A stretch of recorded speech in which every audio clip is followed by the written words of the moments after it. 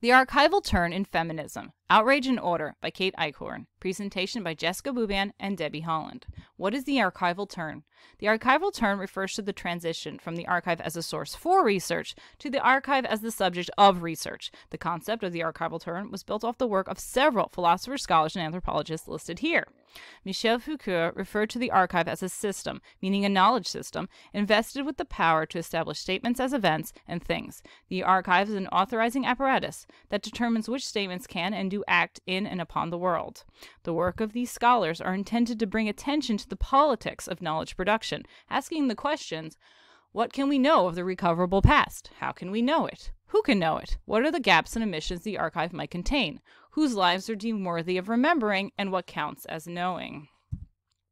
Eichhorn claims that the archive is not just a site of preservation, a place to house traces of the past, but an apparatus to legitimize new forms of knowledge and cultural production. The creation of feminist archives have become a place where knowledge production begins and how feminist activists, artists, and scholars make their voices heard. The monograph focuses on the generation of feminists born since the late 1960s because for this group, the archive restored what was taken away under neoliberalism. Neoliberalism is a theory of political economic practices that seeks to transfer control of economic factors to the private sector from the public sector. The rise of neoliberalism in the 1980s was accompanied by a sharp decline in feminist culture production in the 1990s. During this time, independent feminist bookstores, the primary distribution centers for feminist publishers, closed because they could not compete with the rise of big box bookstores. As a result, the third wave feminist publishing movement, out of necessity, had to use anti-economic alternative methods of process and production. According to the author, the archival turn under neoliberalism should not be primarily read as a desire to escape the present, but rather as an attempt to regain agency in an era when the ability to collectively imagine and enact other ways of being in the world has become deeply eroded. The feminist archives established by activists and librarians since the 2000s served the same function as the previous generation's alternative print economy. The archive is adapted as a viable and necessary means to legitimize forms of knowledge and culture production in an economy that is hostile to product without profit. Content summary. The first chapter examines the legacy of feminist archives throughout history as a way to preserve the past, inspire the present, and educate the future. The following 3 chapters each take the form of a case study of a specific archive and special collection. Chapter 1.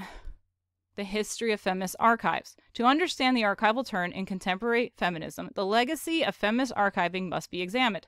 Historically, feminist archives and special collections have initially developed during a period of relative decline that occurred in timeframes of low interest in feminism. For example, in the 1930s and 40s, the WCWA in New York and the IAV in Amsterdam were created because the founders saw an urgent need to archive feminist materials. And in the 1970s and early 80s, the WERC and the LHA served as sites of research that played a significant role in supporting the feminist and queer scholarship in the 1980s and early 90s, as well as a community resource and meeting place for feminist activists seeking the services offered by feminist organizations. What do these institutions have in common? The answer, their shared mandates. The first goal is to preserve past accomplishments. The collections were being established because the work of early feminist activism was either being destroyed or under threat of being forgotten. For example, in Europe, Nazi Germany had pillaged and destroyed nearly all private Jewish archives and libraries. Goal 2, to support feminist activism in the present. The WCA and the IAV were created during a period of social, political, and economic struggle and heightened militarism. At this time, there existed a strong sense of urgency to create an archive that might also serve as a catalyst for feminist activism.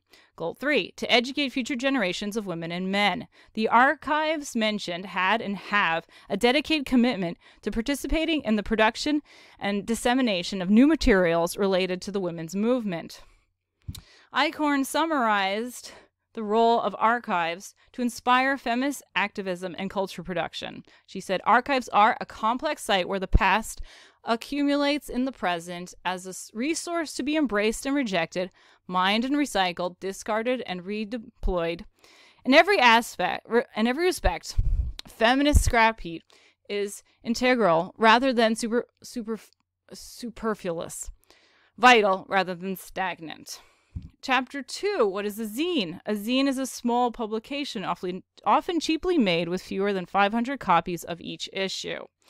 Since the invention of the photocopier, zine making has been one of the most popular forms of independent publishing, especially in underground communities. For example, zines increased in popularity in the 1970s to promote punk music at a time when punk culture received very little interest from the mainstream media. Third-wave feminists used zines to circulate ideas that would not have been published in the mainstream publishing industry. Here are some examples of some zines.